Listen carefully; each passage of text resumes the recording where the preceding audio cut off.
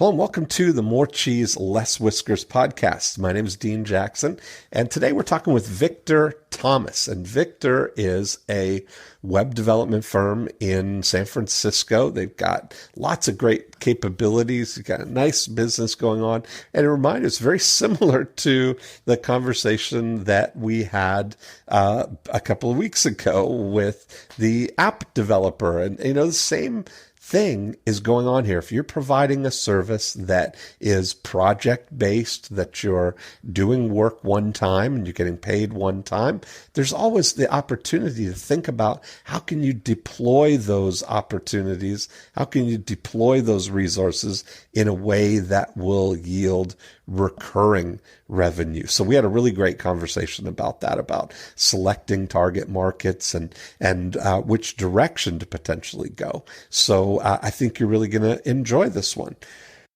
Victor Thomas. Dean Jackson. Hello there. How are you, sir? I'm doing fantastic. How are you?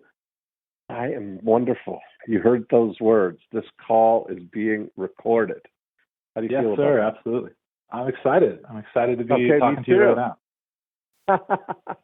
Yeah, I can't wait. I've been looking forward to this. So, can you kind of set the stage for us here? Tell a little bit about what you got going on and where we can jump off and start hatching some evil schemes for you.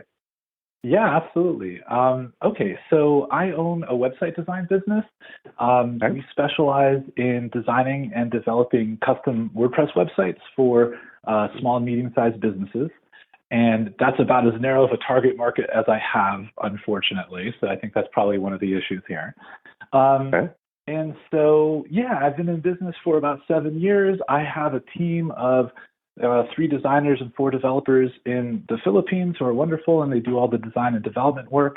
I work as kind of the head of marketing, as well as the kind of sole point of contact with the client, project management, that kind of thing. And what I really want to do is expand and hire someone in the U.S. as a project manager to take on that role. And the challenge I've been having is I get all my traffic from Google. We've been doing that well. If you Google San Francisco web design or hire a web designer, we're the number one result. So that's great. And but the problem is that I've never gotten paid traffic to work. And so if I hire someone else, it's not going to change what Google gives me in terms of traffic. So that's been kind of a bit of a pain point. One thing that we do really well is that thanks to you, I was listening to the I Love Marketing podcast about 5 years ago, and you were talking about having a Mafia offer. And I was like, man, I got to have a Mafia offer. What's my Mafia offer? And finally, right. Yeah. So finally it struck me. I was like, oh, I got it. And so my Mafia offer is we'll design a free custom mock-up of your new website before you sign or pay for anything. And if you like it, we'll work together. And if not, no hard feelings, no further obligations. And so Nice. when we did that, just kind of doubled the business overnight. And I have you to thank for that, Dean. So I just want to say thank you now. But yeah, so that's been a great tool. I think what I do well is I'm really good at lead conversion. Like once I get a lead, I can convert that person into a customer through that free mock-up offer process. And we have good traffic through SEO. Where we're weak is I don't have a very good lead magnet. In fact, I kind of don't have any lead magnet. The way it works is like if you come to the site, the primary offer is the free mock-up offer. The secondary offer is like there's a little at the top navigation says pricing. If you click on it, it's a pop-up and it asks you for your email, and then it'll give you our pricing after you enter our email, which is I think kind of like a weak lead magnet. But in any case, well, it's interesting that the funny thing you say about the pricing is I've used pricing as a opt-in on lots of different websites because no matter what, it's often the most clicked on thing.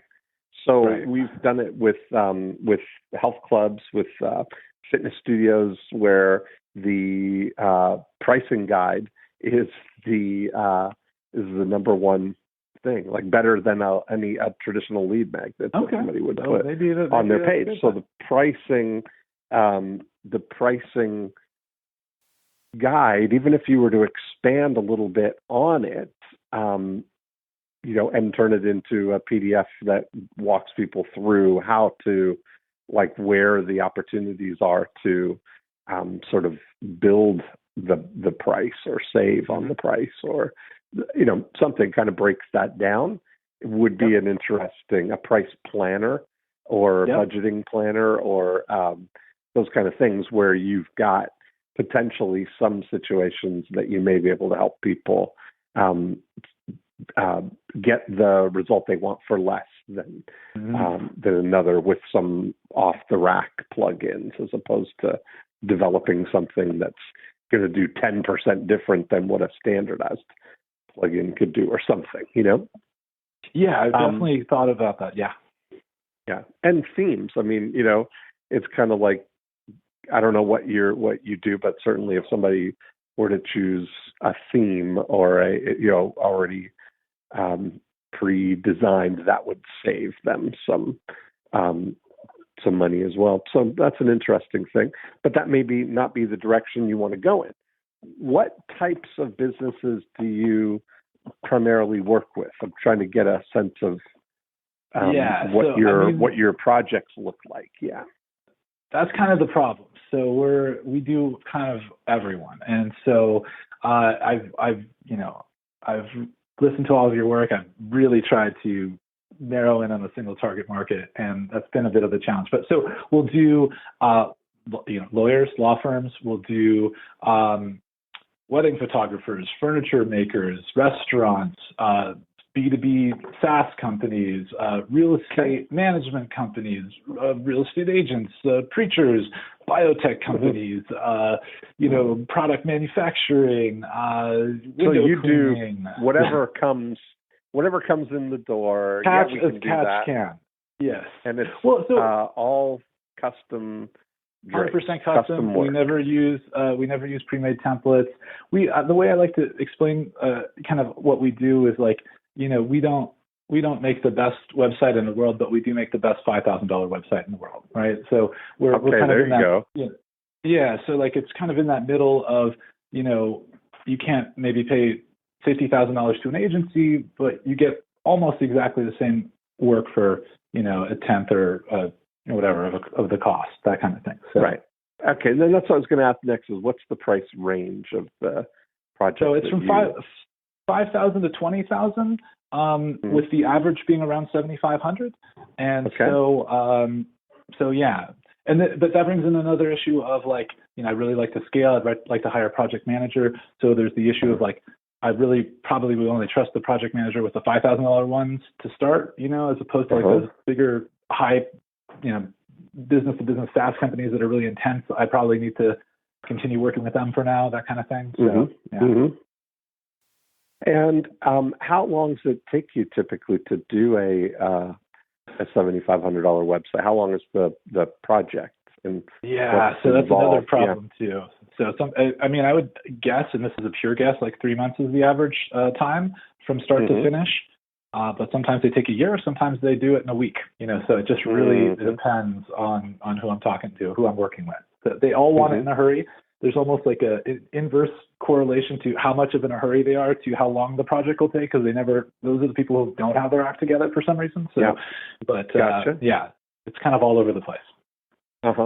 And then what do you think, like, is your the advantage that you have? Is it the efficiencies of doing offshore and managing the project there? So I think it's because my team's in the Philippines. They do really good work. It's just as good as anything that you could get here. And I'm, and because of that, I can, do things for a much more affordable price than a big time agency. But, it's definitely a step way above, like, just getting someone to put in, like, a WordPress template and maybe customize it a little bit. So there's a lot more, you get a lot more there. So it's kind of a nice mid-range. It's affordable, but really good. So that's, And so what's the scope? Like, how many would you measure it in terms of how many pages or the functionalities or what? So it's total number of pages, total number of page templates, which are like unique page designs, and then rounds of revision. So like for like a $5,000 site, we're talking about like 10 to 15 pages, 3 unique page templates with 4 rounds of revision per page template. Okay. And so you've been doing it long enough that you look at those parameters and you're able to spec out the kind of scope of the project and then add your margin on, and that's how is it a fixed price type of thing, or does it evolve? We always do fixed price. It's just like 50% upfront, 50% project completion. And we also are very clear, like, we don't do shopping cart websites. We don't do apps or mobile apps or, really giant websites. We kind of, have a set parameter. It's so funny because like I record 2 episodes of More Cheese, Less Whiskers today. Okay. Like every other Friday, basically, I do 10 o'clock and noon. And the gentleman I was talking to this morning, is an app developer. So it's it's a very interesting. There's a lot of similarities in the vibe here of the conversations, and it's going to be interesting for people to hear them kind of in proximity to each other. But I'll ask you kind of the same question that I asked Greg, and I said, what would be kind of a dream come true for you? What is it that you want to do? Like how I didn't ask him this way, but if I asked you right now, like if you just stopped taking on new projects, presumably then you're free 3 months from now, basically, right? You've got the project that you have would be 3 months out, and I say free in meaning that would be the end of the projects you have on the go, right? Because they're all kind of that. Yeah, completed. So you need to continue to find new people. Oh, I sure do, Dean. I've got like 2 small kids and a wife who doesn't work, and private school payments and all kinds of stuff. Yeah, right. So, yeah. Okay, got it. So when you look at that, what kind of velocity do you need right now to keep all the engines going here? That you need to bring on how many websites a month, or how do you measure that? What's your I measure it in like, kind of gross income type thing. So, my first year in business 7 years ago, I made like $36,000. This year we're going to break $500,000. So like, and I'm kind of, I want to keep going from there. Yeah, right. So, but now, the engine that you've built that can have the capacity for $500,000 is that requires now that you continue to generate new business at that level to support that machine, right? Is everybody salaried or contractors? Yeah. So you've got salaried. You've got employees, a fixed. So we have a fixed, exactly. Yep. Fixed overhead cost. What's the capacity that you have? Like you're at, are you running at, is $500,000 100% of capacity, or are you running at it's 50% or 80%? It's probably like 150% of my capacity, and then close to 90 to 100% of the designer and developers capacity. So okay. So where do you see that going? Like where if you could wave a magic wand here and we could create anything for you, what would be a dream come true for you? What do you see happening here? Yeah, well, I mean, that's I think the biggest challenge with that is I have like a few different things that I want, and I'm not sure which one that I want. So I've been thinking about this call, and I totally have thought about it. So like, number one, get paid traffic to work, right? To be able to buy a new lead and a new customer. For some reason, that's been a mystery to me, and I think that would be a big deal, because then I could, scale and hire someone else and predictably, generate new business. That would be a big relief and great. Okay, well, let's push that pause button there for a second. Okay, sure. How much would you be able to cheerfully pay for a $5,000 website job delivered to you? Have you worked that into your pricing? A little bit. So I do, referral fees. So, people sometimes send me business, and I'm happy to give them a 10% referral fee on whatever they bring me. So $500 for a $5,000 website, or whatever. I'm happy to do that. Anything beyond that, maybe not as happy. So. Right. Okay. And do you have anything at all like that now? Where does, when you say your SEO stuff, is that driving most of your... All of it. Okay, it drives all of it. So that's a precarious situation to be in. I right. I have a hard time sleeping at night sometimes. Sure. Okay. It all go away. Yeah. Gotcha. Yeah. So you get one more Panda update or whatever, and everything. Exactly. You're out of business. Okay. Mm-hmm. So yeah, you really need to figure that out. But the good news is, what's your conversion rate when you do get new clients? You said that you've got a great, we'll build your mock-up for free idea, which is fantastic. So yeah, how many prospects does it take you to get a new client? So that's a good question. I have the numbers, kind of broken down into cohorts, like month by month, and here's how many leads I got, here's how many calls, here's how many proposals, questionnaires, and the money, but I don't have it as an overall number in front of me. So because that's really a factor. That conversion engine that you have is really going to help determine how much you can afford to bring a visitor, which is ultimately what you'll be able to do with paid traffic, right? That's all you're able to do, is deliver it to your site where they'll opt in, and then you'll put them through your conversion process there. So, that'll determine if it takes you 10 inquiries to get a new client. That's different than if it takes 100 to get a new one. You can afford to pay much less for them. Okay. Yeah. That's a good point. You'd be happy to pay 500 or 750 if it's $5,000 to $7,500 site. So you're happy to pay 10%. What were you going to say after that when we pushed the pause button? You said that's your first kind of model, paid traffic, if you could get paid that traffic to work. Related to that is, choosing the single target market, right? So, and within that, I have two specific questions, which is, one, how do I do that? Just choose the market, but then also how do I do it logistically, in a sense? Am I repositioning the whole business towards that market? Do I create a separate entity, or is it just hey, I have the construction, company's guide to redesigning your website, lead magnet, and then they get it, and now we're back on Thomas Digital, and kind of everything else is the same. How that works, type of thing. So that's my second question. Okay. Yep. Then third, the good news is you can do anything. The good news is you can do anything. There's no rules. So what was your third thing?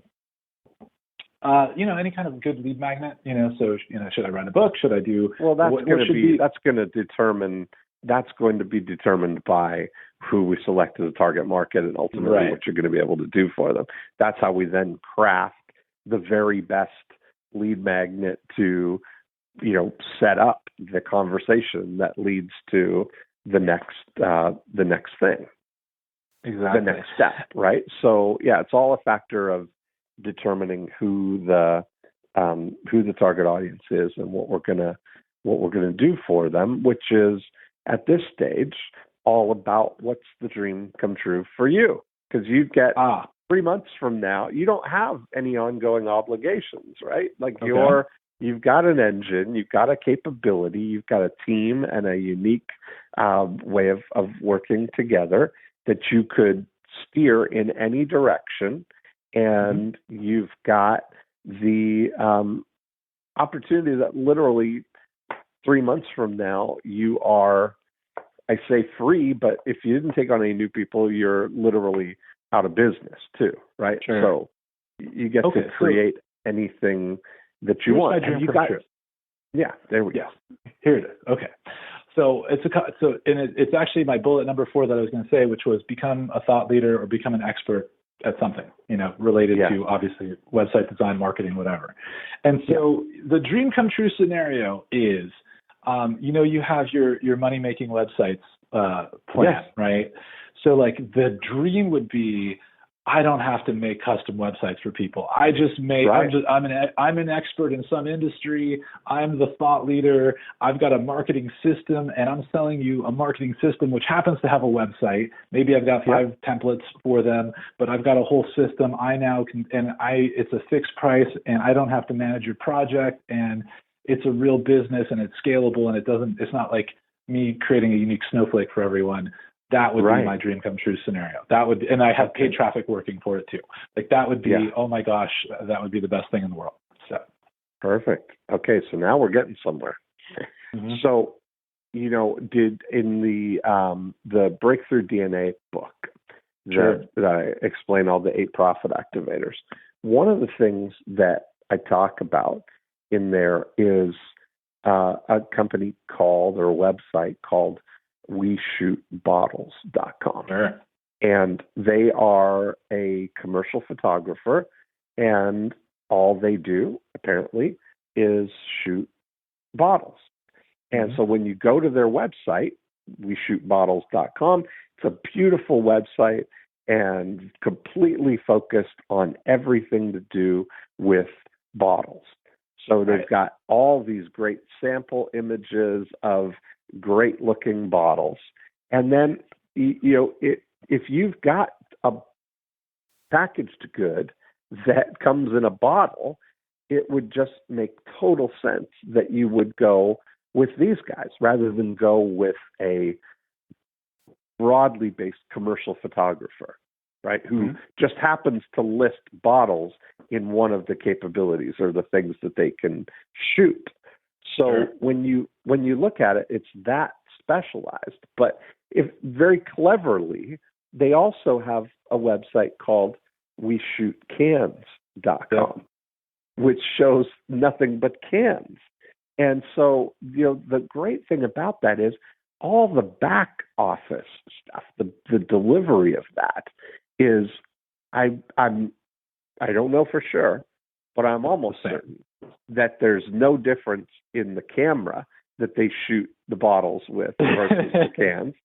I'm pretty certain that the lighting would be the same, and the white backgrounds and the software and the studio and the photographer, that all of that stuff is the same, but the outcome that they're completely focused on is the only outcome that a bottle-based product provider is focused on, which is, are you going to make my bottles look good? And a can-based provider is only interested in, are you going to make my cans look great? And if everything surrounding it appears like it's just that, it makes a big difference.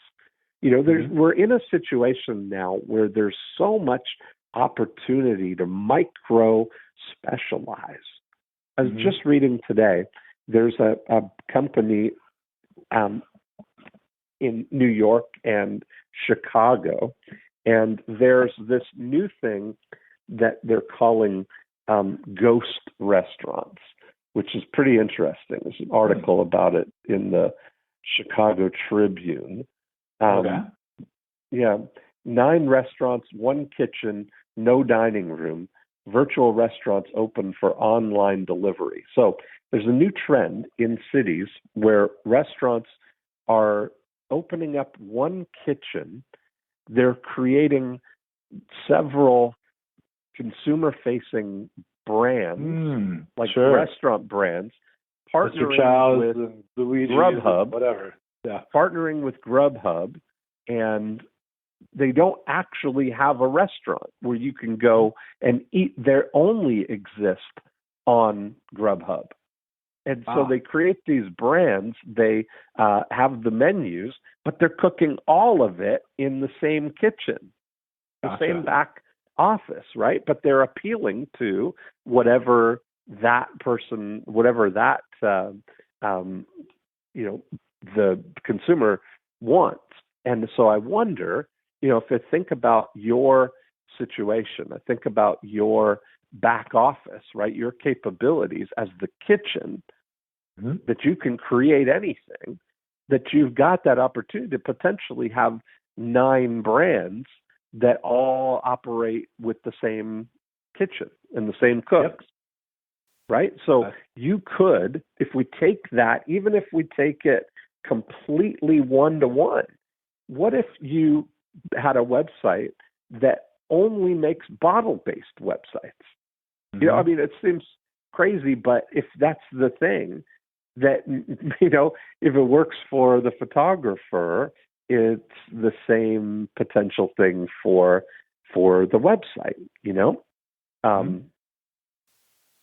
It's pretty, there's so many ways that you could go with that, but I would always encourage you to look for how can you create something that has monthly recurring revenue, whereas instead of project-based stuff, because the only way to scale a project-based business is by continuing to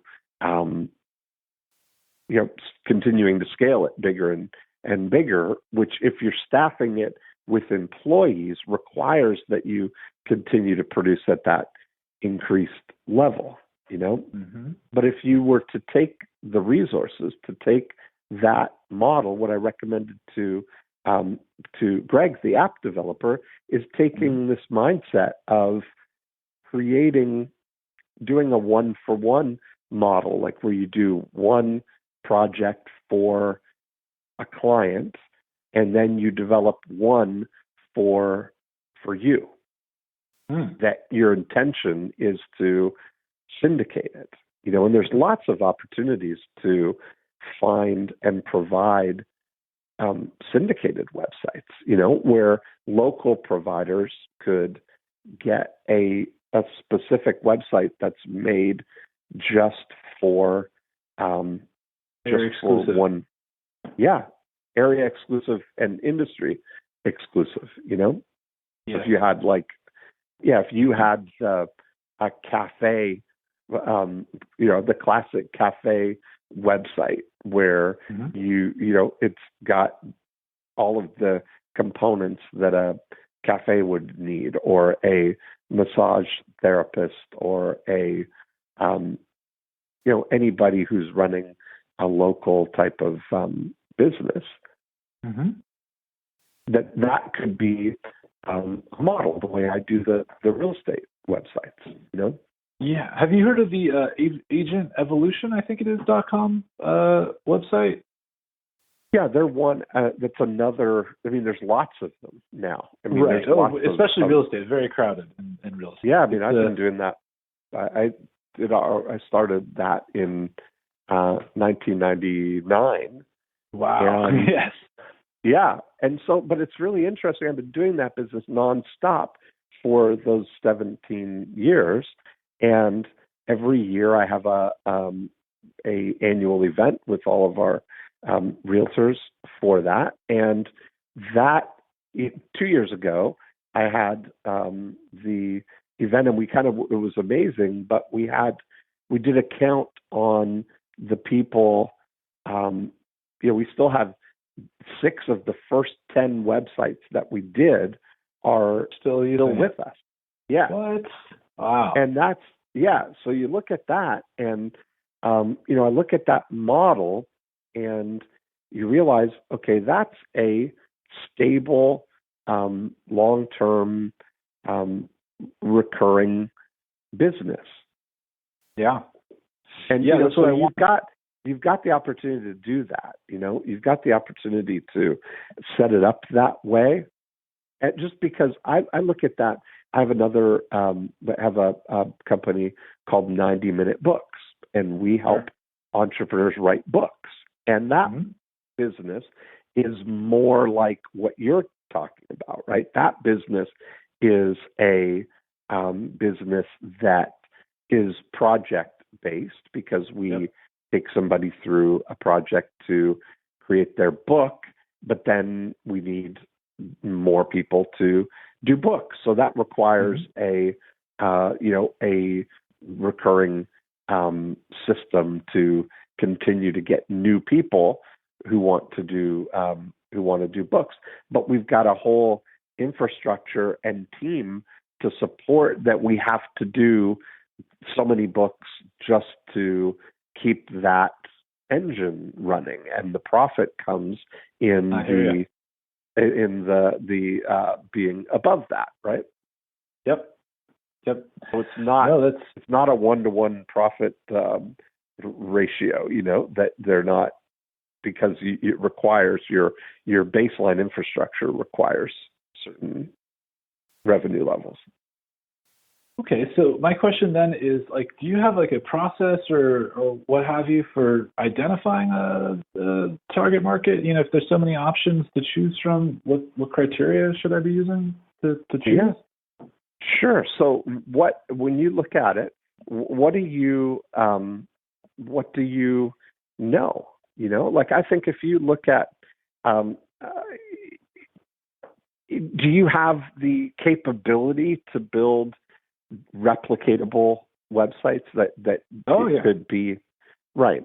So you look at the different things where what may be an opportunity is something like emerging franchises, where if you were to go to and start to hang out with some of the franchise developers, that get to a point where they may have, whatever number makes sense. Maybe they have 20 plus units and they're on their way, that you could create a duplicatable website model for them to use with all of their franchisees. And you will be a dream come true for them, is that you provide the website that stays true to their brand guidelines and their, and is also a, also really works on a lead generation model for them. If you have that capability, to take not only the tool, but the intelligence of how to turn the tool into a result. Sure. And that could be a nice, recurring revenue model where you grow with that franchisor, that you're completely maintaining their digital footprint on the web. That's one possibility. Gotcha. Or you create or find people who are niche marketers who work with lawyers or work with psychiatrists or counselors or coaches or massage therapists or whatever, dentists, and you create that capability for them to offer to their clients, that they're giving business advice and marketing advice to, but they don't have the capability to provide the actual technical web tools, Gotcha. And there's an opportunity there. That's what I've done. I've partnered with my partners who do I don't have any technical aptitude, but I partner with people who are able to provide that seamless capability for me, that it's that I have the front facing relationship and they're providing the back the behind the screen functions and capability of it, which you can do. Yep. Okay. That's kind of an interesting thing, that you've got the capability to partner with people, to really provide that kind of seamless thing. There's a great book that I read maybe 20 years ago now, called The Discipline of Market Leaders, and they is based on I think Bain Consulting did it, but they identified 3 types of businesses, 3 types of positioning, and one is a product leader, where you can lead by being the innovative, cutting edge, blazing the trail kind of thing. WordPress would be one of those types of things, that they're the product leader in content management, easy to build websites. Right. Then there's another level is operational excellence, where companies like Walmart, where the promise is the lowest possible price, that demands operational efficiencies that completely focus on driving the price down. And then there are companies that are customer intimate companies, where they completely partner seamlessly with a company to provide a service or a capability for them that is sort of indistinguishable from the actual company itself. If you think of, there's a lot of hospital management companies that manage the administration of a hospital, or hotel groups, or you think of UPS and their relationship with Amazon, where they're completely integrated in providing those tools for companies. So you start to think about that can lead you in a direction of taking that context and thinking, well, how does that apply to me, right? So if you wanted to be a customer intimate type of company, you would focus on finding people like franchisors, or like niche marketers, or companies that you would provide a seamless capability for them to be able to offer websites to their franchisees, or their members, or their students, or whatever. Gotcha. Okay, yeah, I had not considered that, so that's interesting. I mean, it's one way, right? And knowing that you've already got that kind of model built in, that they can do that and get 10% of the revenue, or mark it up, essentially buy that capability from you at wholesale or whatever, and mark up the cost of it, or that it's seamless, that they don't know. Kind of an agency model, I guess, right? That's what that's pretty popular in web development. Do you do that kind of work right now, or is it all end user, like consumers? 99% of the time I'm talking directly to the customer. Every once in a while, I've kind of worked for another agency and been the web person, but that's not usually how I do it. So. Okay. But what what about just, I have this, I've been in business for 7 years. I have this portfolio. I have all this work that I've, already done. How can I choose within, the types of work that I've done already to identify a niche from there? Well, that was going to be the next question I asked you. Okay. Perfect. What, of all the work you've done so far, what's the one that would kind of fit the model that you're looking at here? Yeah, I mean, so it depends who we're talking. I think the most profitable of all the companies we've worked with is just like B2B SaaS companies, which are the bigger ones. I don't think that would probably fit within the kind of model we're talking about here with recurring revenue, because they're kind of big type companies. I love construction companies because they're easy to work with and they're just easy clients, and they're not a hassle. So I like them for that respect. I used to be a real estate agent, so I kind of understand their psychology and I could definitely speak to their needs, but they're kind of not great clients for custom stuff because they don't usually don't have a lot of money and stuff like that. So they would work well for that scalable templated model for sure with marketing solutions, but they're not as high end of what I'm typically dealing with that. So I work with like a lot of private equity type companies, financial services. They're kind of not super easy to work with. They're pretty intense, but they have money. I've worked with biotech companies, so that's my biggest challenge. I just don't know. I don't know which one I should do or focus on.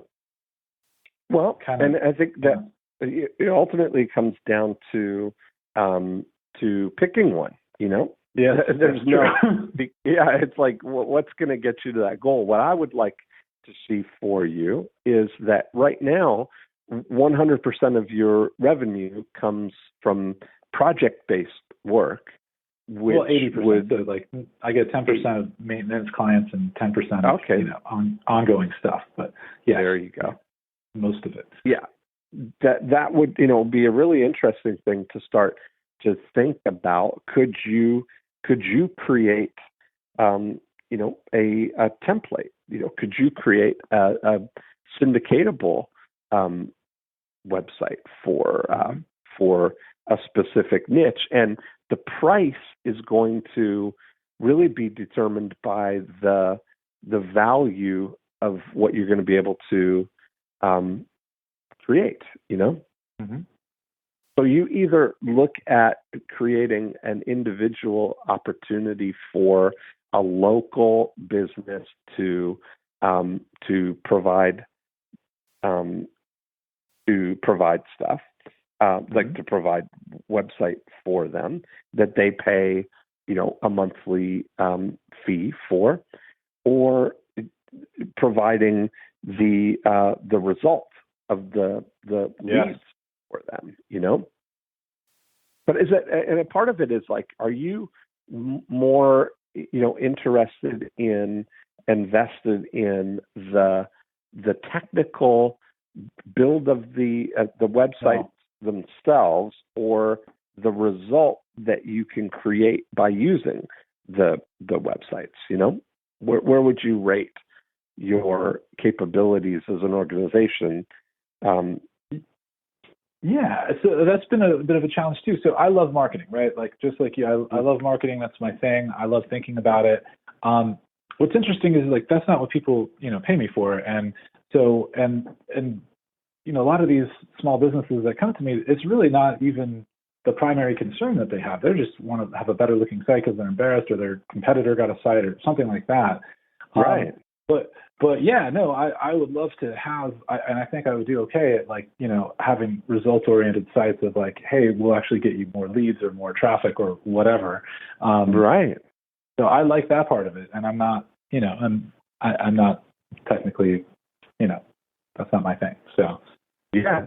No, so that's part of it. When you kind of look at what that opportunity is, if you can crack the code and create a website that can really partner with somebody that you drive paid traffic to your website that outputs ready to go prospects for their business, that would be a real win, is kind of thinking through what's ultimately going to have to happen and what do people really want. I mean, we're really getting to a point where everything is push buttonizable, like you think about what's involved in, I look at things like Uber. as an example. That anywhere in the world, I can basically summon a car to my feet in 3 to 5 minutes. Sure. Yeah. Get in, go where I'm going, and get out. That push button ease type of thing is really what we have the opportunity for, and so thinking that through as being an interface, where an end user can come and say, I want this. Like, wouldn't you love to have a situation, because that's what we're really talking about, where you could go and put $500 in the vending machine and deliver yourself somebody who wants a $5,000 website? That would be amazing. That's what we're looking for, right? So that's kind of the thing that we're that you're focused on here. Like, even for your own thing, there's lots of people who would love that. And if really it came down to it, you'd probably pay $600 or $700 for that same person, right? I mean, yep. if that's all you had to do, if you could do it with certainty, right? If every time you put in $700, you got a $5,000 website. Yeah, you'd work around with that, right? Mm-hmm. Because you have a known variable, and that's really what when you look at the paid traffic, that's why it's so attractive, is that you can say, I'm willing to pay $2 per click for for somebody who's typing in these words, kind of thing, And so when you look at it, even if in your local area you were to create, almost like that ghost kitchen type of idea of, you take San Francisco, for example, if you take that local area and you've got a local bias in that you're saying, web developer San Francisco or whatever your keyword was.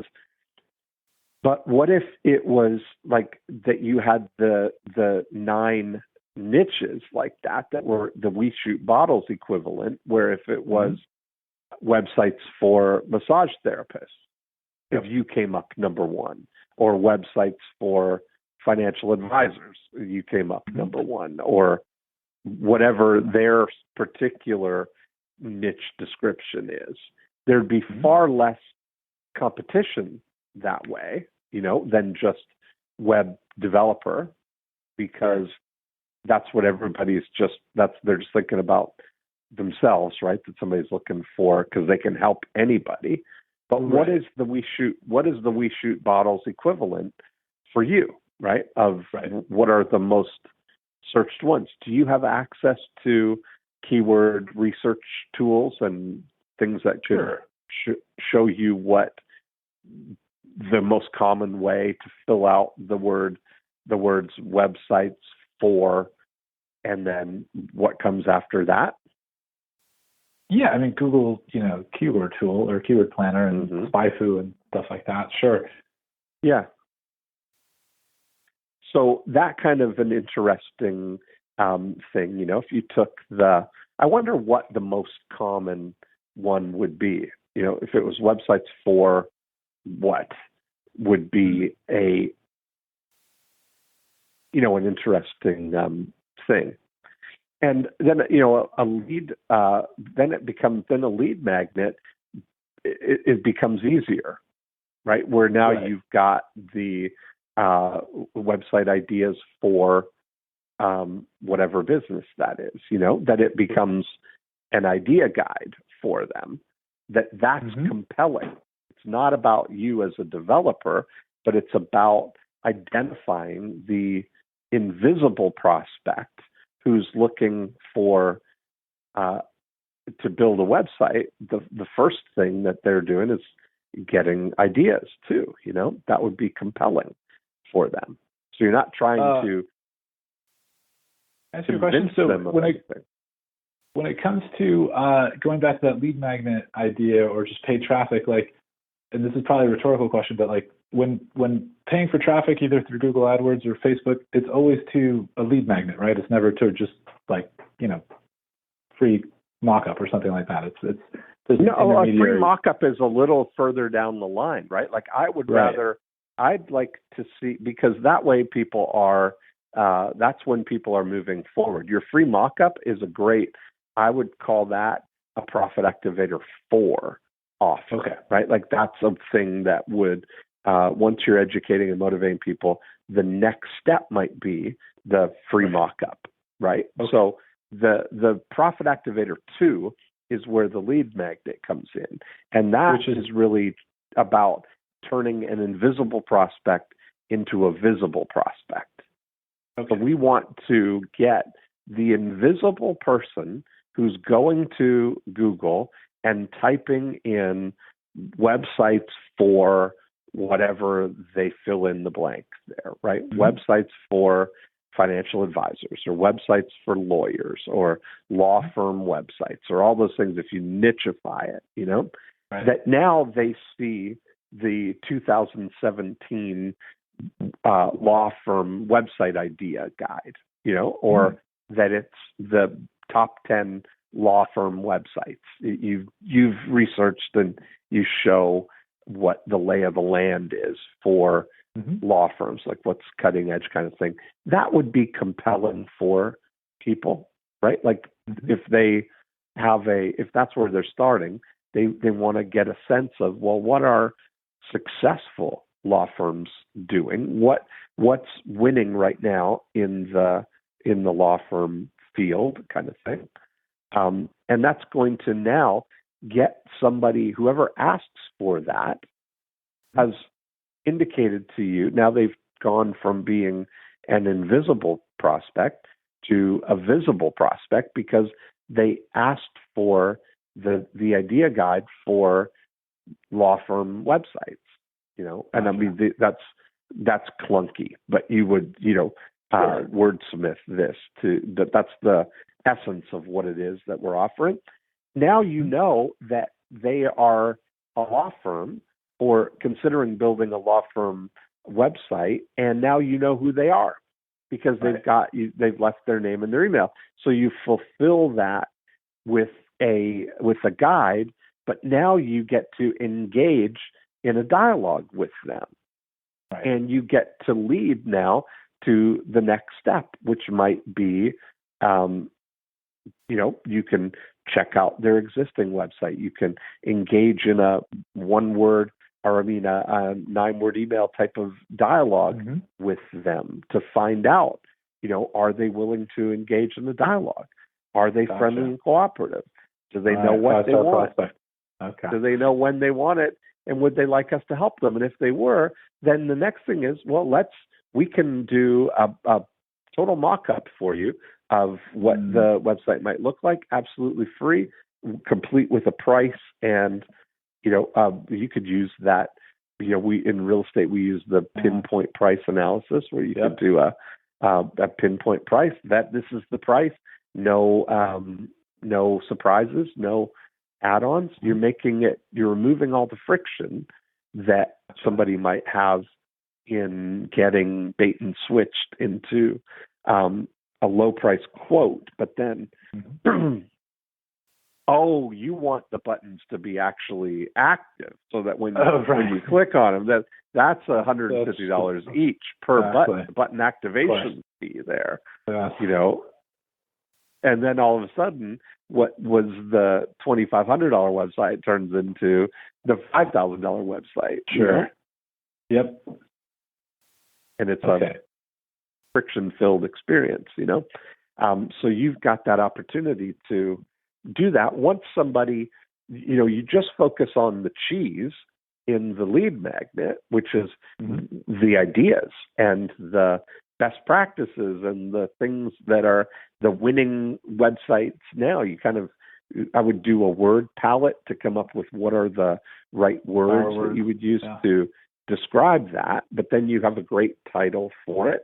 And then you do, I would, along with that, deliver a book that describes the whole process. So now it's like you're educating and motivating them.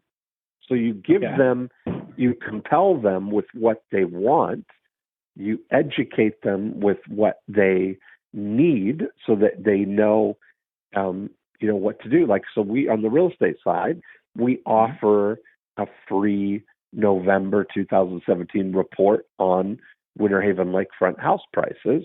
But then when we send the report, we also send a book called How to Sell Your House for Top Dollar Fast. So we're bundling, we're assuming that the reason that they want this, the reason that they want the ideas or the report or the data, the info, is because they're planning on building a website or that they're planning on selling their home. So we deliver the information that they wanted, but also then take them by the hand and lead them. We assume that they are 5-star prospects. We want to treat everybody like they're 5-star prospects until they prove that they aren't. Yep. Yeah. Okay. Gotcha. One quick question: when you have that lead magnet, let's say on paid traffic, it's just the all cheese offer. They enter their email, they hit submit. Once they hit submit on the thank you page, do you hit them with an offer that says, "Hey, you got this. Do you want a free mock-up," or do you really hold off and wait on that one? Well, I would imagine that the way that you would do that is, I like to imagine your opt-in page as a portal to your office. So imagine when somebody opts in that they're magically transported and your office door opens up and they stick their head in and say, "Hey, I'm here about the website ideas for lawyers." Okay. And you imagine, what would that interaction be like, right? What would be the conversation that you have with them if they really were to show up at your office and spend some time doing this? Like, I often sit in my comfy chair in my office here and I'll just stare out the window and I'll imagine that interaction for an hour and just like play that out, right? Like, what's on their mind? How would that go? If I'm patiently seeking to understand them, and having, what would be the questions? What are they thinking? What's on their mind? What do I know that they probably want to know, right? There's probably some questions that they have that I know that they're going to want to know. How much is it? How long does it take? Can you do this? Can I do that? These are the kind of questions that they would probably have. But then there's also probably questions that that they should be asking that they don't even know to ask. Ooh, good. Yes, that's great. This is where you get to educate them, right? That you now get to answer the questions, the obvious questions that they do have, but you get to steer the conversation with the questions that they should be asking. That's great. That's great. And then you end it with, here's what to do next. Here's what I suggest. Okay. That's good. That's great. Well, you've given me a lot to think about, Dean. I really appreciate it. It's all very exciting. So what's your summary? How would you describe it? What did you hear today? I really have to, start with profit activator number one and, just make a decision on a single target market and think of it more in terms of, I'm building a platform that I can then duplicate onto other target markets, and really kind of focus on a way to do that, to get recurring revenue, to kind of have a more predictable system, to know what my lead acquisition, like how much, what's my conversion rate, so I can know what I could reasonably pay for a lead, because otherwise I'll need to know that number. So, if it's $500 to get a lead, to pay for a lead, how many leads do I need to get to that I know it's going to convert based on what I've done. So, yeah, those are the main ones, I think. So, and that's awesome. Yeah. So, and initially, you can go out and find them individually for, spend the $500 yourself and try and find people. Like if you could do that and get, the thing about niche markets are that you can identify the people, by industry code, right? So you can get a list of any particular type of business, and that opens up the possibility when you have visible prospects or suspects is that you could even send postcards to them offering that guide to the best performing law firm websites, or the 2017 yearbook of the cutting edge for law firm websites. And when you send a postcard out like that, is it they're going to a link that's on their postcard and requesting it there? Or is it pre-recorded message, or what are we doing? Either way. Either way. Okay. So the action that we use for print now is either go to this URL, 2000 the lawyer idea book.com or guide.com or whatever the we shoot bottles.com website would be. And it's just a simple thing. Like if you go to 90minutebook.com, the only thing there is the picture of the book and the headline, and leave your name and your email address. It would be exactly the same thing. You would do a postcard version of that. You title the lead magnet the right way so that that's compelling to somebody for what they want. Then when they go to the landing page, the only thing they see is the opportunity to leave their name and their email address or their full contact information, or you could even do that in a two-step kind of way, and that you now have you now have a visible prospect. You've got somebody who's left their name and email. So, you could send out and test it. You could send out 1,000 postcards to law firms, and you could pick whatever the size of the firm, or based on revenue or number of lawyers or whatever. All that data is available. You can get anything you want now, and send it right to them. And whatever happens, maybe you get 20 or 30 lawyers to raise their hand.